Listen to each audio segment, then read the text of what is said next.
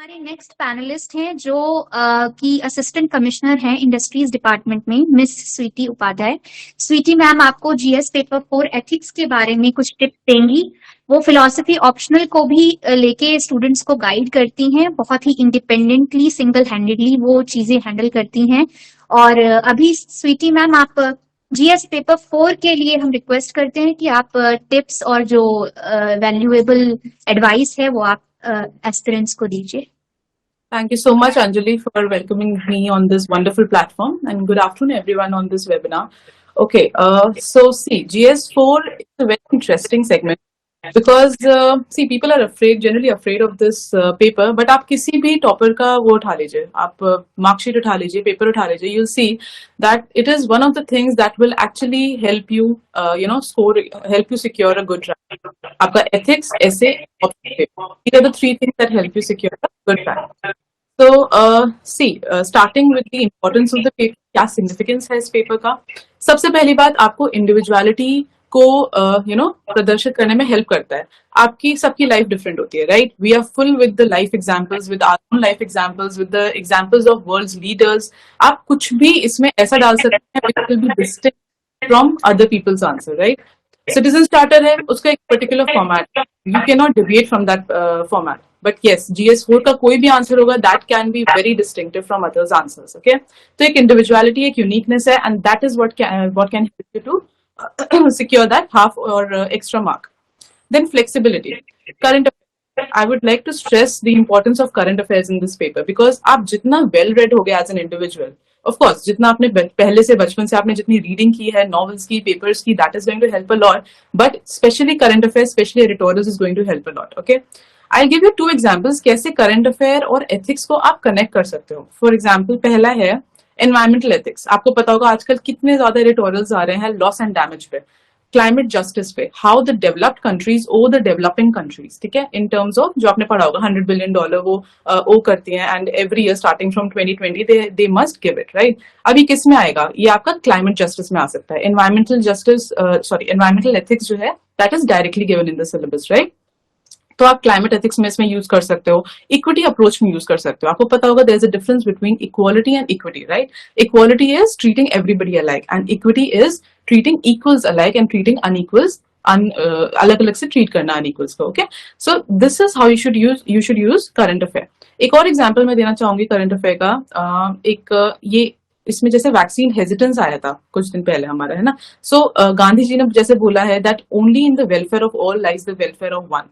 तो कैसे अगर डेवलप्ड कंट्रीज ने they have successfully vaccinated everybody, all the citizens in their country, but अगर डेवलपिंग कंट्रीज पीछे छूट गए हैं, so will it lead to welfare of all? No, because it's an era of globalization. It's an era of inter-movement of people between countries, among countries. तो क्या है इसमें, जब तक सब लोग वैक्सीनेटेड नहीं होते, हमारा ग्लोबल जो वैक्सीन हेजिटेंसी है, जो वैक्सीन डेप्रिवेशन है, वो नहीं जाएगा। सो दिस इज, एंड सी, ये ऐसा नहीं है कि आपको किसी बुक में रेडी मिलेगा। This is what makes GS4 very challenging. आपको किसी भी बुक में नहीं लिखा होगा कि वैक्सीन हेजिटेंसी को आपको कैसे सर्वोदया से कनेक्ट करना है। सबसे बड़ा जो गांधी जी का प्रिंसिपल था वो क्या था? सर्वोदया। तो कैसे इन दोनों को कनेक्ट करना है कोई नहीं बताएगा, but this is how you should start reading paper. आप कोई भी एडिटोरियल पढ़ो, आप थोड़ा सा उसमें देखो कि कहीं GS4 का आपको एंगल मिल रहा है, and this will come only to your mind अगर आप सिलेबस को और ज्यादा पढ़ते रहेंगे। अगर जितना आप सिलेबस पढ़ेंगे भी, आपको मैं बताऊंगी कौन कौन से टॉपिक्स पे आपको फोकस करना, कैसे अप्रोच करना है। बट जितना बार आप सिलेबस पढ़ोगे, आपको पता होगा कि अच्छा, एटीट्यूड और एप्टीट्यूड एक टॉपिक है मेरे सिलेबस में, so this is the editorial that might, और this is a piece of information, और this is some life event that I can connect to this particular topic. Okay, anyways later on I will be focusing on that. Okay, third आपका जो बहुत ही important है, जो इस paper को significant बनाता है, दैट इज या जो आपका हेल्प करेगा अच्छे मार्क्स सिक्योर करने में, दैट इज फिक्स्ड पैटर्न। आप कुछ एक पैटर्न्स लिख लीजिए कि मेरे को ये पैटर्न्स यूज करने हैं। Some patterns that I use was pyramid approach. जैसे आपको हर क्वेश्चन में there can be an aspect of individual. तो मैं फॉर एग्जांपल, एक पिरामिड है आपका, सबसे नीचे आपका एक इंडिविजुअल या पर्सन बेसिस आता है, ठीक है, फिर कम्युनिटी बेसिस, फिर सोसाइटल बेसिस, फिर national basis and then global basis. आप ये हर आंसर में यूज कर सकते हो। ओके, सेकंड, आपने पढ़ा होगा जो भी यहाँ पे एस्पिरेंट्स एंड स्टूडेंट्स हमारे साथ हैं, थोड़ा तो आपने पेपर को एक बार देखा होगा, प्रीवियस ईयर्स पेपर देखे होंगे और आपने सिलेबस भी देखा होगा, तो आपको नोलन कमिटी पता होगा क्या होता है ना। तो आप नोलन कमिटी यूज करिए। ये मैं आपको बता रही हूँ ऐसे पैटर्न्स जो आप हर क्वेश्चन में यूज कर सकते हो ऑलमोस्ट, ठीक है। तो मैंने आपको पिरामिड अप्रोच बताया, मैंने आपको नोलन कमिटी के कुछ चीजें बताई, देन डियोंटोलॉजिकल अप्रोच, ये सब आपको पता होगा जो हम ऑलरेडी पढ़ते आए एथिक्स में। डियोंटोलॉजिकल क्या हो गया? ड्यूटी, आपकी ड्यूटी क्या है, being a citizen of this country, ठीक है, being human, by the virtue of being a human also आपकी कुछ ड्यूटी होती है, ठीक है। यूटिलिटेरियन अप्रोच होता है, कॉमन गुड अप्रोच होता है, ठीक है, maximum happiness for the maximum number of people, ठीक है, ये वाला अप्रोच होता है। देन वर्च्यू अप्रोच होता है। वर्च्यू मीन्स क्या होते हैं? Good values, honesty, openness, selflessness, ये सारी क्या है? Good values, again Nolan committee में आती है, ठीक है। बहुत ही, अगर आपने ये जो मैं आप बता रही हूँ आपको, अगर आपने ये चीज रट ली, आपको सोचना नहीं पड़ेगा, because see ethics paper is a very lengthy paper. आपको पता चलेगा जब आप उसको राइटिंग के बेसिस पर रेगुलरली आओगे। जहां आपका पेन स्टक हुआ एक मिनट भी, you will lose as compare to other aspirants, right. तो आपको पास एक फिक्स पैटर्न होने चाहिए ताकि आप हर आंसर में उसको यूज कर सकें। Okay, then Gandhi, see Gandhi is the biggest, he is our biggest philosopher. आपको एथिक्स में हर आंसर में आप गांधी फिलोसफी यूज कर सकते हो। He has so many philosophies जो आप किसी ना किसी क्वेश्चन में फिट कर सकते हो, राइट। वासुदेव कुटुंबकम, see again they are, so these are the 5-6 approaches जो आप हर क्वेश्चन में यूज कर सकते हो। And you can use 2 approaches, you can use 3 approaches, but ये एक तरह से रेडी फॉर्डर हो जाता है, रेडी मटेरियल हो जाता है आपके लिए। ओके, देन अगेन आपको ये चीज ऐसे में तो आपका हेल्प आएगा। सो this is the importance of the significance of the paper, this is how you should approach questions. Now moving forward, एक कोर्स का ओवरव्यू मैं अगर आपको दूंगी, सिलेबस में है, दिस इज, आप वैसे खुद भी पढ़ सकते हैं, but ethics in human interface है, इमोशनल इंटेलिजेंस है, एटीट्यूड, एप्टीट्यूड, मॉरल थिंकर्स हैं, फिलोसफर्स हैं। अगेन जो मैंने आपको अभी अप्रोचेस बताए उसके साथ आप फिलोसफर्स को भी यूज कर सकते हैं। For example can't, J.S. Mill, can't ने क्या बोला था, जो इसकी सबसे बड़ी कोट है, that you shouldn't do anything to others that you wouldn't want to be done to yourself, ठीक है। आप वो चीज मत करो दूसरों को जो आपको खुद नहीं अच्छा लगे, राइट। ये आप कहाँ नहीं घुसा सकते, आप खुद सोचिए, हर आंसर में हम इसको घुसा सकते हैं। आप J.S. मिल का देखिए, ठीक है। J.S. मिल ने क्या बोला था, जेरेमी बेंथम ने बोला था, common good approach, maximum happiness for the maximum number of people. Okay, so ये कुछ अप्रोचेस हैं। प्लेटो का था, अभी आज सुबह ही मैं पढ़ रही थी कहीं, नॉलेज ऑफ गुड। सो ये है जो जितने आप फिलोसफर्स यूज कर सकते हो, आप ये पैटर्न्स यूज कर सकते हो, ठीक है। एथिक्स इन पब्लिक एडमिनिस्ट्रेशन तो है ही, एथिकल वैल्यूज है, प्रोबिटी इन गवर्नेंस है। अगेन थोड़ा सा ये ओवरलैपिंग है with GS2, okay. RTI, code of ethics, code of conduct, corruption, ठीक है, इन सब। अब देखिए ये टॉपिक्स आपके, जहां तक मेरा preparation is concerned into 2019 when I give the paper, I secured pretty decent marks, और मैंने कोई भी बुक नहीं पढ़ी थी एथिक्स के लिए। Okay, what I did was, आप कोई भी टॉपिक उठाइए, फॉर एग्जांपल मैंने उठाया इमोशनल इंटेलिजेंस। ओके, मैं आपको दिखाती हूँ कैसे मैंने छोटे स्निपेट्स बताए, जैसे अभी दीपक जी ने हमें बताया बहुत अच्छे से कि हम छोटे छोटे स्निपेट्स बनाए, and that actually helps. I don't know if it's visible और नॉट, बिकॉज मैंने बहुत ज्यादा उसमें अंडरलाइन कर रखा है, but this is how I use to make. Okay, आप क्या करोगे, इमोशनल इंटेलिजेंस आपने उठाया टॉपिक, सबसे पहले आप कुछ नहीं, इंटरनेट पे जाइए, उसका डेफिनेशन देखिए, ठीक है। सिंपल इमोशनल इंटेलिजेंस की डेफिनेशन क्या है, बाय डैनियल गोल्डमैन, आपने डेफिनेशन लिख ली। उसके बाद नेक्स्ट कॉलम बनाइए। सो you can, you know, either you can use snippets, और एक A4 साइज पेज पे लेके आपने किसी भी टॉपिक का एक डेफिनेशन लिखा। उसके बाद लिखा आपके खुद का लाइफ एग्जाम्पल।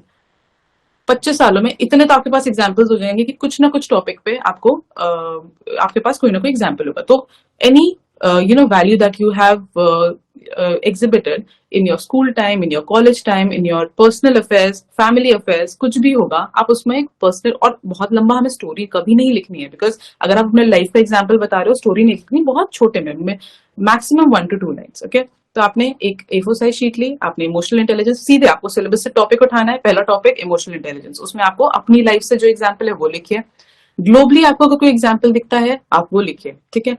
तो फॉर एग्जाम्पल लीडरशिप, जहां लीडरशिप कंसर्न है वहां I use to quote New Zealand की जो प्राइम मिनिस्टर है, okay, I am forgetting her name, so you can use her, ठीक है। ऐसे ही हम हर एक टॉपिक पे, और यस अगेन एक एग्जाम्पल आपको लेना है और एक कोट भी लेना है, तो चाहे आप गांधी जी का कोट ले लीजिए उस पर्टिकुलर टॉपिक पे, फॉर एग्जाम्पल कंपैशन, जहां हमने एम्पैथी और कंपैशन यूज करेंगे, उसमें गांधी जी का एक कोट था that the best way to find yourself is to lose yourself in the service of others. ठीक है, तो this quote I use to use a lot. तो ये वाला कोट हो गया। सो बेसिकली आपके एक रेडी आंसर हो गया, आपका एक रेडी कंटेंट हो गया हर टॉपिक पे। ओके, डेफिनेशन मैंने आपको बताया, एग्जाम्पल आपको बताया, एक ग्लोबल एग्जाम्पल ले लीजिए, एक अपनी लाइफ से एग्जाम्पल ले लीजिए, एंड एक कोट बता दिया आपको। ठीक है, you can use very innovative types of things also. For example you can use hub and spoke model, थोड़ा सा एक इंटरेक्टिव बनाने के लिए आप हब एंड स्पोक यूज कर सकते हो। जैसे फॉर एग्जाम्पल इमोशनल इंटेलिजेंस का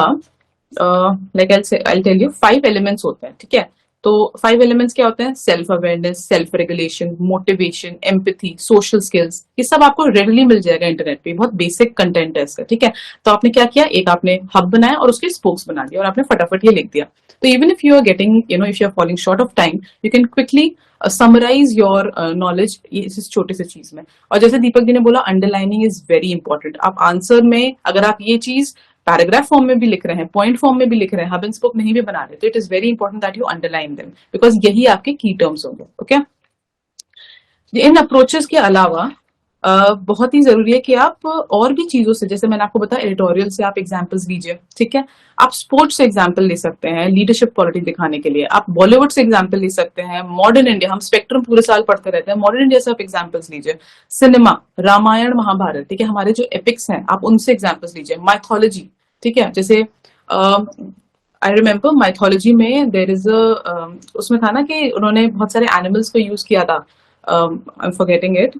तो उसमें दिखाया था कि क्या सिग्निफिकेंस है ऑफ यूजिंग एनवायरमेंट ऑफ मतलब एक एनवायरमेंटल अप्रोच देने के लिए कितना जरूरी है। So this is how you can use our epics, हमारे रामायण महाभारत में बहुत एग्जांपल्स है, whatever comes to your mind. So that's what I am saying कि बहुत you can be very creative, you can use your individuality in the answers, and trust me, ethics में one size fits all नहीं काम चलता। You will gain marks only when you are very unique with your answer. Okay, what else? So yes, philosophers, जितने भी philosophers हैं आप, प्लेटो, can't, J.S. Mill, yes, ये तो मैंने आपको बताया कि हर टॉपिक आप लीजिए सिलेबस का, उसका डेफिनेशन लिखिए, ठीक है, एग्जाम्पल लिखिए, उसका कोट लिखिए, उसके बाद आप एक और पेज बनाइए जिसमें आप फिलोसोफर्स लिखेंगे। ठीक है, तो ऑलरेडी हमारे सिलेबस में तो है ही जितने फिलोसोफर्स हैं, जो भी और भी आपके पास दिमाग में आपके फिलोसोफर्स आते हैं। ठीक है, Gandhi, Kant, Plato, J.S. Mill, Jeremy Bentham, उन सब के आप 2 से 3 कोट्स लिख लीजिए। सब हर फिलोसोफर ने किसी ना किसी टॉपिक पे बोला है, तो आपके पास वो एक आंसर रेडी हो जाएगा, है ना। What else? अब देखिए, मैं आपको कुछ एग्जाम्पल देना चाहती हूँ कि कैसे ये काम आएगा। फॉर एग्जाम्पल, अगर दो तरीके के आते हैं आपको, ये 200 मार्क्स का पेपर होता है और 2 तरीके के क्वेश्चंस आते हैं। एक तो स्टेटमेंट क्वेश्चंस आएंगे और एक केस स्टडी बेस्ड क्वेश्चन आएंगे। अगर आप यूपीपीसीएस की बात करें तो केस स्टडीज का थोड़ा कम वेटेज होता है, अप्रॉक्स 30 to 40 मार्क्स का वेटेज होता है out of 200, but still this is काफी स्कोरिंग होता है, इसलिए हमें इसको इग्नोर भी नहीं करना। स्टेटमेंट बेस्ड क्वेश्चंस में मैं आपको एक एग्जांपल देना चाहूंगी। फॉर एग्जांपल, एक क्वेश्चन आया था 2019 में मेरे टाइम पे, non cooperation movement from philosophical point of view को आपको थोड़ा सा बताना है इसमें। सो नॉन कोऑपरेशन व्यू को फिलोसफिकल पॉइंट ऑफ व्यू को आप कैसे बताएंगे? ठीक है, नॉन कोऑपरेशन मूवमेंट को इसमें हम क्या क्या यूज कर सकते हैं? तो एक एग्जांपल मैं आपको बताती हूँ, कॉमन गुड अप्रोच, सर्वोदया, जैसे मैंने आपको बताया था। ठीक है, तो उनकी क्या क्या फिलोसफी थी उस टाइम पे, गांधी जो भी एक्शंस गांधी जी ने लिए वो किस किस चीज पे फोकस था? सर्वोदया, ट्रस्टीशिप, स्वदेशी, जैसे आज क्या चल रहा है, मेक इन इंडिया अप्रोच चल रहा है, आपको पता होगा ओडीओपी चल रहा है। ठीक है, तो ओडीओपी में ये क्या है? वोकल फॉर लोकल है। ठीक है, आत्मनिर्भर भारत है, ये सब क्या है? ये स्वदेशी फिलोसफी को तो बताता है उस टाइम पे। उसके बाद क्या है? वर्च्यू बेस्ड अप्रोच हो गया। ठीक है, सत्याग्रह हो गया। ओके, सत्याग्रह जो भी उनका था, that is walking on the path of truth. तो ये क्या हो गया? Walking on the path of truth और फुलफिलिंग योर ड्यूटी, तो ये डियोंटोलॉजिकल अप्रोच हो गया। तो सी, जैसे मैंने आपको बताया, जो मैंने आपको अभी 5 से 6 अप्रोचेस बताया, अगर वो आपके दिमाग में रहेंगे, फिर चाहे कोई भी क्वेश्चन आ जाए, अगर ये गांधी का क्वेश्चन आ गया जैसे स्वदेशी, तो आपको तुरंत आप मैपिंग कर सकते हैं उस टाइम पे कि कौन से अप्रोच पे फिट होगा, and that's all that you need. आप फटाफट एक फ्लो चार्ट बनाइए, चाहे फ्लो चार्ट बनाइए, चाहे हब एंड स्पोक मॉडल बनाइए, आप फटाफट उसे कनेक्ट करिए, पैराग्राफ्स लिखने की जरूरत ही नहीं है। ठीक है, व्हाट एल्स? जैसे सत्याग्रह मैंने आपको बताया, डियोंटोलॉजिकल अप्रोच हो गया। ठीक है, now coming to case studies. See, case studies में एक फिक्स्ड अप्रोच है, एक फिक्स्ड पैटर्न है जो मैं फॉलो करती थी, you can use that pattern. ये आपको पता भी होगा मोस्ट प्रोबेबली। ओके, सबसे पहले क्या होगा, स्टेट द प्रॉब्लम। जो भी केस स्टडी में आ रहा है, कोई भी उसमें इश्यू जो पूछ रहे हैं, सी हमेशा case study is always about a dilemma. Mostly it's about professional ethics versus personal interest, और it can be common good जो पब्लिक के लिए अच्छा है वर्सेस योर ओन इंटरेस्ट। तो you can face you'll be asked to choose I mean you'll be asked to make a decision out of that dilemma। कैसे करना है, तो सबसे पहले आप स्टेट करिए कि क्या डिलेमा है, क्योंकि एग्जामिनर को पता होना चाहिए कि आपको क्वेश्चन समझ आया है। नाउ सी यूपीपीसीएस में ये बहुत आसान होगा, बिकॉज आपको जो केस स्टडी दिया जाता है those are pretty simple.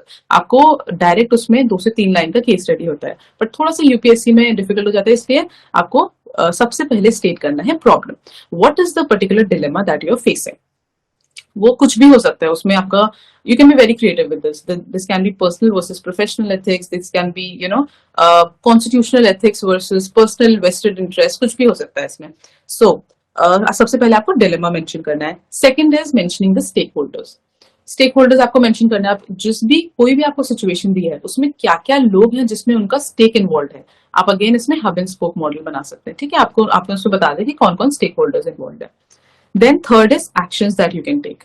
Actions में क्या होगा, फॉर एग्जांपल एक्शन नंबर 1 कि आप ये वाला चीज कर सकते हैं, एक्शन नंबर 2 आप ये वाला चीज कर सकते हैं। Of course there can be multiple actions. जरूरी नहीं है कि एक्शंस आप वो वाले एक्शंस दो जो आपको करना है, जो एथिकल होंगे। आप अनएथिकल ऑप्शंस भी दे सकते हो, बिकॉज आप उसके आगे लिखोगे कि हाँ ये हर चीज के मेरिट और डीमेरिट है, and based on the particular mentioned demerits and demerits of each case, this is the action that I will be undertaking. ठीक है, सो एक्शंस आपने मान लीजिए 3 कोर्स ऑफ एक्शंस है। सो कोर्सेज ऑफ एक्शंस आप छोटा सा टॉपिक हेडिंग भी डाल सकते हैं, और you can write it in paragraph form. So action number 1, action number 2, action number 3, तीनों के आपने, मैं इसी में 2 स्पोक बना के ऐसे लिख देती थी, मेरिट्स एंड डीमेरिट। मेरिट आपके 1 भी हो सकते हैं, मेरिट आपके 2 भी हो सकते हैं, depending upon how creative you can get out there. Because हर चीज देखिए कीवर्ड से खेल है।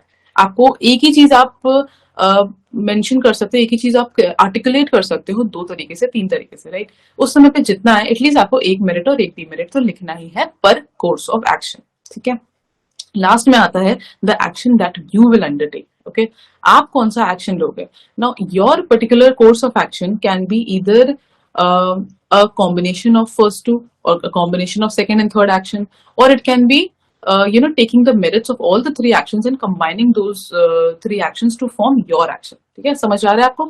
आप जो तीनों आपने एक्शन दिया है, आप उसमें बताइए कि क्या सही एक्शन होगा, and then you need to substantiate, you need to corroborate your answer. आपको बताना है कि भाई क्यों होगा ये सही एक्शन, ये सही प्लान ऑफ एक्शन क्यों है। अब वो कैसे आप बताओगे, जैसे मैंने आपको अपने अभी अप्रोचेस बताए, आप इसमें गांधीन अप्रोच लो, कॉमन गुड अप्रोच लो, लोगों के लिए क्या सही रहेगा, ठीक है, जनहित में क्या होगा, वर्च्यू एथिक्स आप ले सकते हो, डियोंटोलॉजिकल अप्रोच आप ले सकते हो, टेलिलॉजिकल अप्रोच आप ले सकते हो। तो ये सारे अप्रोचेस आप यूज कर सकते हो अपने कोर्स ऑफ एक्शन को जस्टिफाई करने के लिए, कि जो मैंने कोर्स ऑफ एक्शन सिलेक्ट किया है उसको मैं कैसे जस्टिफाई करूं।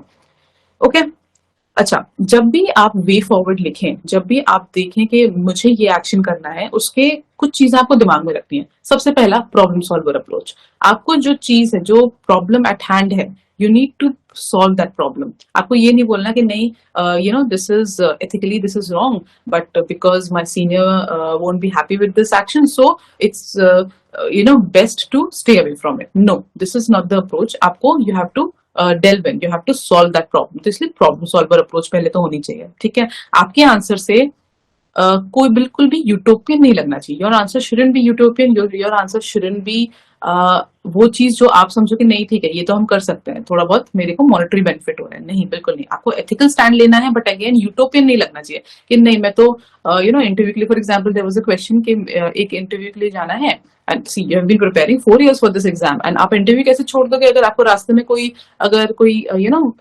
ओल्ड लेडी है who has met with an accident and she is lying on the road। आप खुद सोचिए, क्या आप इंटरव्यू बिल्कुल छोड़ देंगे? नहीं, कोई नहीं छोड़ेगा, वो जाएगा ही। But then again you can not write that on in the answer.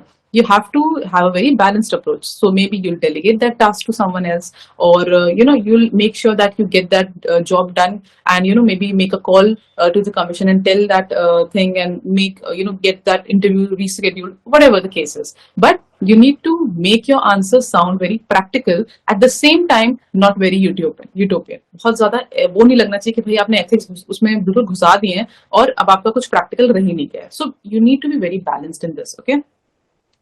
And yes, syllabus में बहुत फोकस करना है। जो भी मैंने अभी आपको सिलेबस के टर्म्स आपको आपके सामने हो गई, आप देखिए इंटरनेट पे जो भी सिलेबस है उनमें देखिए कि कौन सा उस पर्टिकुलर केस स्टडी में वो कौन सा सिलेबस का टर्म फिट हो रहा है, ठीक है।